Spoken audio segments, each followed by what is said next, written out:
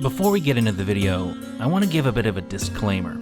I started working on this before Brian Johnson's recent, shall we say, episode. It got sidelined for a number of reasons, not the least of which being the latest Jon Jones news. I do intend to cover the recent events that have rocked the Liver King universe, and I will probably mention this documentary in brief there. That said, I had most of this video done already, so I decided it would probably be better for me and you if I uploaded it as a standalone video for more content and to appease the algorithm. And one more thing. I didn't really have a painting in mind for this, so I just decided to use some footage from something else I've been working on, so you get something of a preview of that. So, without further ado, let's talk about Liver King's Netflix documentary. Back in May, Netflix released a documentary about Brian Johnson, aka Liver King, through their Untold series. Because I've discussed Brian a couple of times on this channel, I thought it might be interesting to check it out. So, let's take a few minutes to delve into this documentary and see if there are any new insights we can make into the Liver King universe. The first thing I would like to point out about this documentary is that it's kind of boring.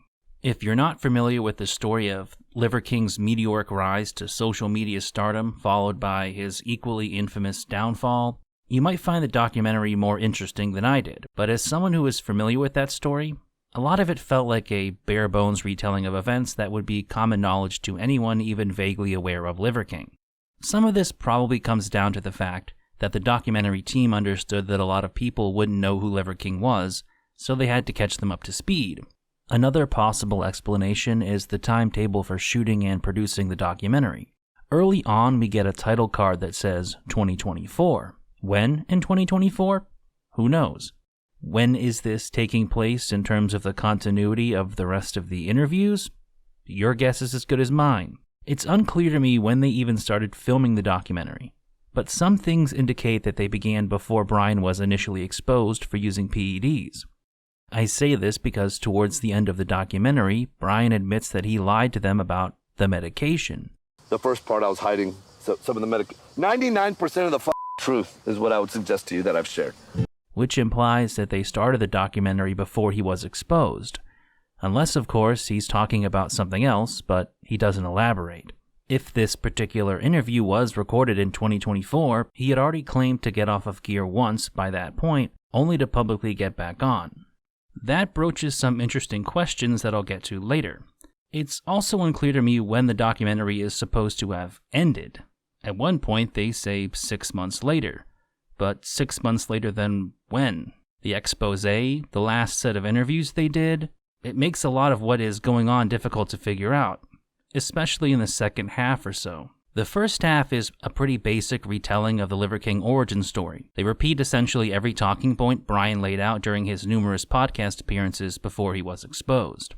He was bullied as a kid, so he began to lift weights. And so I went to the gym and got strong. His kids were sick, so he investigated ancestral living, which cured them.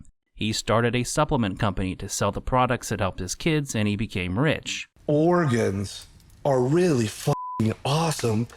I'm going to make a company with all nose-to-tail stuff. In the process, he realized that the message of ancestral living needed to be shared with the world, so he started the Liver King persona to model, teach, and preach the 9 ancestral tenets.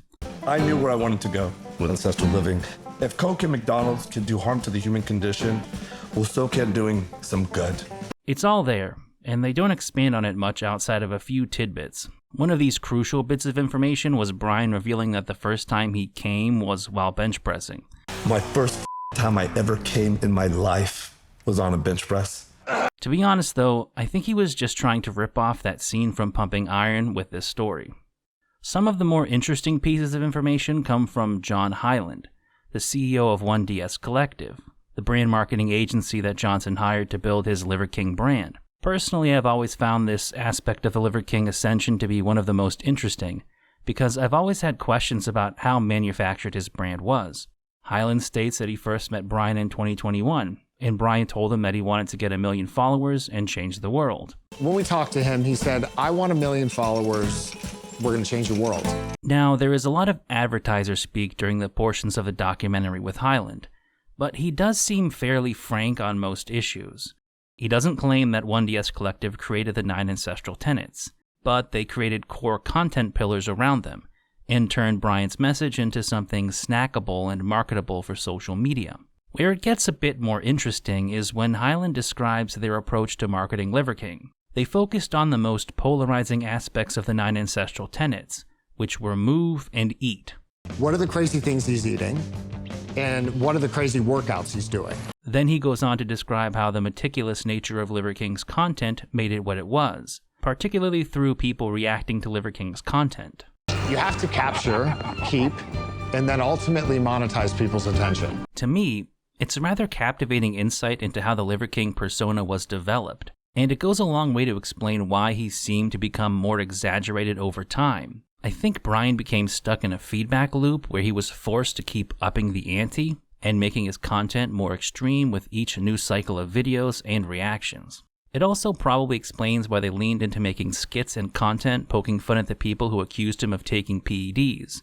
It was polarizing content that only kept fueling that feedback loop of engagement and reactions. Brian even says that influencers like More Plates, More Dates do all of his marketing for him. Derek for More Plates, More Dates, and a lot of fitness influencers out there do all of my marketing for me. The middle part of the documentary is where they discuss Liver King getting exposed by Derek and the resulting backlash. But again, there isn't a lot of new information laid out here. We do get a glimpse into what Brian and his wife were thinking in the wake of the expose video being released, and both were in agreement that they should just deny the allegations. Yeah, I was all behind it, not to share that part. Like, fuck you. Who the fuck are you? You know, what kind of harm did I really fucking do? This may just be a consequence of when this documentary was filmed, but they don't touch on many events that have happened since he was exposed and had to come clean, such as Brian's attempts to go natural by eating bull testicles, or the grievous eye injury he suffered. The result is, it doesn't feel like you're getting the full picture of how Brian has actually dealt with his PED controversy in the years since. There is one fairly interesting moment that comes from Johnson opening up about his PED use, as well as his life prior to becoming Liver King. He explains how, as a teenager, he worked at a GNC by using his brother's ID, then goes on to describe a scam he would pull that involved printing out fake receipts and then returning open supplement containers to another GNC for a refund. And so now we could print receipts that prove that we bought whatever it was that we were returning. From here, Brian says that his criminal endeavors escalated to printing counterfeit money, then manufacturing PEDs, then international drug trading. I just never got caught. It's hard to know what to make of this story because, as I've said in the past, Brian is an unreliable narrator. It's entirely plausible that he was involved in fraud, scams, and other illegal activities in the past. On the other hand, it could just be something he's making up to make his own PED use look less bad by comparison. It's a weird strategy, but it's also difficult to tell because so much of Liver King's personality seems manufactured at this point, which is perhaps the one thing that really stood out to me about this documentary. The Liver King was always an over-the-top character, but social media allowed him to exist in a similar way to how kayfabe allows professional wrestlers to pull off ridiculous characters. When you break that fourth wall a bit and just film Brian in character for a while, it feels incredibly phony and absurd. One of the prime examples of this comes when Brian asks his sons if they've been paying attention to the inventory in the fridge and freezer to see if they need to get more meat. Listen, I need you to check the freezers. Have you guys been managing the inventory like usual? It's painfully staged and clearly just a setup so that they can go hunt something for the camera. By hunt, I mean they shoot an, air quotes, bull from like a football field away, and then the whole family has to immediately run up and start butchering it for some reason, which includes Johnson shanking it in the neck with his Bowie knife. A lot of this is probably going to be blurred or just cropped out for obvious reasons. Aside from the borderline incoherent speech Liver King gives about Brother Bull, You were somebody's friend, a son, maybe a dad, but definitely a family. the whole situation is just bizarre. Brian doesn't seem to know what he's doing in terms of gutting the animal, and both of his sons seem pretty lost as well, like they've never really taken part in something like this. In particular, Stryker with a Y seems to be really off-put by the ordeal, as well as his father's behavior. Just look at his face in this moment. Where this gets even weirder is At some undetermined point in the future, Brian makes the family go back out to the spot where Brother Bull was butchered so they can give thanks. Stryker's sarcastic response when he's asked what he brought to give thanks signals to me that he can see through this ridiculousness. What'd you bring? My soul, my body. Especially as Brian starts to ramble and genuflect in the muddy grass. Johnson is also taking mushrooms during this moment, and it's part of some ludicrous spiritual journey where they crawl into a man-made cave and have a shaman do some rituals at them, which then turns into some kind of montage that's supposed to symbolize Brian waking up and finding himself. It really seals the deal on the phoniness to me. Now, I want to say something. Flat out, I think using your children for content is a form of child abuse. And it's especially hypocritical in Liver King's case, because so much of his stated message is about returning to the ancestral ways and whatnot, yet he hasn't allowed his kids to just be kids. He's made them into agents of his social media empire, and their willingness to participate is seriously questionable. There didn't seem to be a moment of this documentary where his kids appeared at ease. They constantly seemed uncomfortable or checked out, and who can blame them? His eldest son, Stryker, seems the most fed up with his whole situation. Much of his reactions show an underlying incredulity, if not frustration, with the charade he's involved in. This is all like EMF shielding stuff. The EMS from the phone, yeah. Half the time he's on screen, he has a "what the fuck is dad doing" look on his face. Then there is his youngest son, whose name is, brace yourselves for this one, Rad Ickle Johnson. Now, I'm not going to make fun of a child for a name he didn't choose. The blame falls squarely on his parents for that. Rad seems a little less disillusioned than Stryker when directly asked about their lifestyle, but that could be for any number of reasons. Still, the majority of times you see him, it looks like he's being forced to be there and engage in the Liver King shenanigans. Beyond this, there are some other concerning things that surface during the documentary. Early on, while the crew is following the boys, who are barefoot, Rad says that the crew are lucky to have shoes. Y'all are lucky to have shoes. A bit later, their mother states that at one point Stryker broke his leg, but they didn't know about it for a day because he didn't tell them, because he knows they don't keep pain medication in the house. 2 bones were broken with no pain medicine.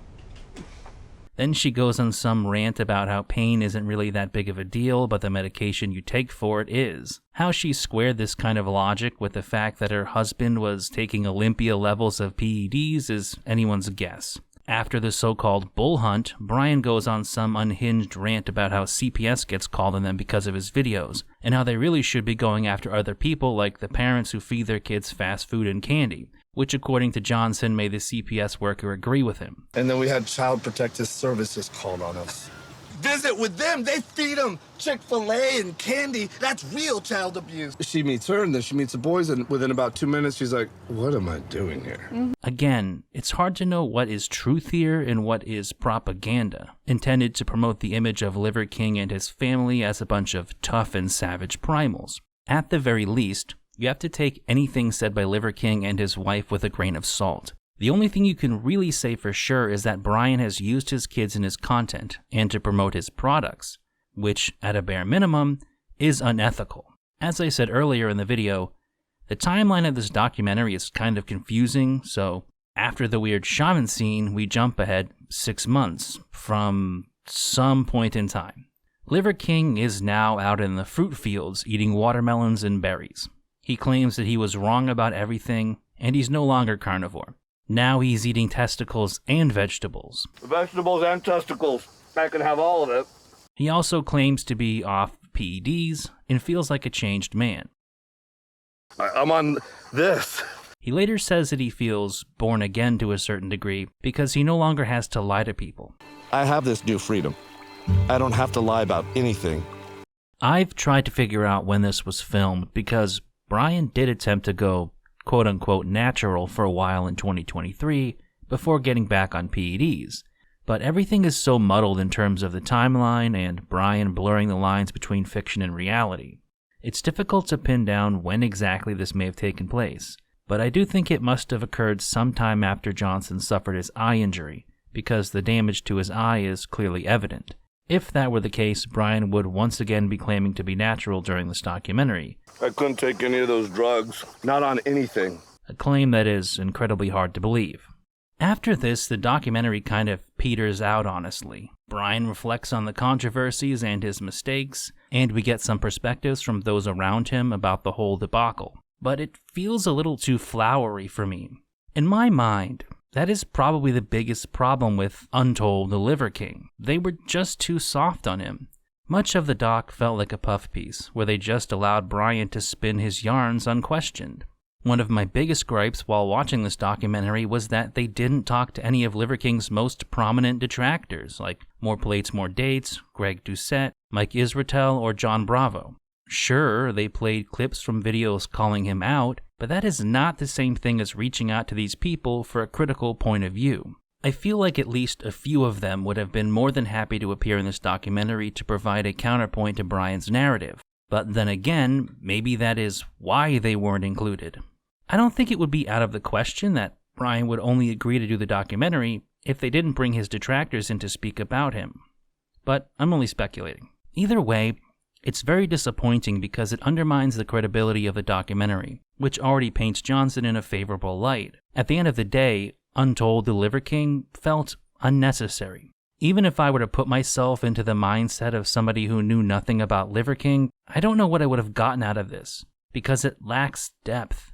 It's not as if there aren't interesting or unanswered questions to be asked, but I think the creators of this documentary were either unwilling or uninterested to probe into them with a more critical eye. Ultimately, I kind of view this documentary as an extension of what I was talking about towards the end of my last video about Liver King that I made in 2023. That's the thing I find interesting about the ongoing story of Liver King. What is he going to do next? Where is he going to take this? Part of me has been watching the slow progression of his content and wondering if he's aiming for a reality show, in the same vein as something like Duck Dynasty. Or will he be satisfied with continuing in this direction as a content creator/influencer, while quietly trying to rebuild his brand and reputation? Maybe this documentary was an early attempt at trying to find an off-ramp into something else, like a reality TV show, but it ended up getting sidelined by his scandal. The question of how an internet celebrity handles being exposed and disgraced is actually pretty fascinating. What can Brian Johnson do with this character now is one of the most interesting questions you can ask about him, in my opinion. Unfortunately, I don't think that this documentary did a good job of asking those sorts of questions. It's a fairly surface-level examination of an internet personality that is a year or two too late, and doesn't push hard enough for any meaningful answers. In light of recent events in the life of Brian Johnson, I feel somewhat vindicated in my opinion that this Netflix documentary was probably an attempt to reshape the narrative surrounding the Liver King, and potentially breathe new life back into his dwindling social media presence. Unfortunately for Brian, I think it failed. The documentary itself has been poorly reviewed. More to the point, it seems that people in general have lost interest in the man who, for a brief moment, was a nearly inescapable force on the fitness side of social media. His views have fallen off. He has generally been uploading less frequently, and even before his most recent episode, his content was getting bizarre, such as the nearly 30-minute rambling audio clip addressed to his assistant Christian that was posted to his YouTube channel a while ago. Whether this is another stunt intended to bring interest back to his social media accounts, or a legitimate mental breakdown is unclear. In any case, it's hard for me to look at the timing and not think the issues are related. It could be sheer coincidence, but I'm skeptical. Either way, that is a subject for another video. As always, I want to thank you for watching the video, as well as liking, commenting, and subscribing. And a special thank you to my supporters on Patreon, who help make these videos possible. Thank you. Squirt, Rusty Shackelford, Jackson, Fightback CBD, Mike Roballs, Bone CK, Mango Saver, Devil Stick Disco, Mad Max Burger, Gaius Anisha Patton, Scott Richmond, Mad Nexus, Random Candor, Fuzzy Yanus, Old Neon, Timothy Lee Peterson, Wet Cigarette, Firebrand, Quasi, Snepsts, Alex, and Neem.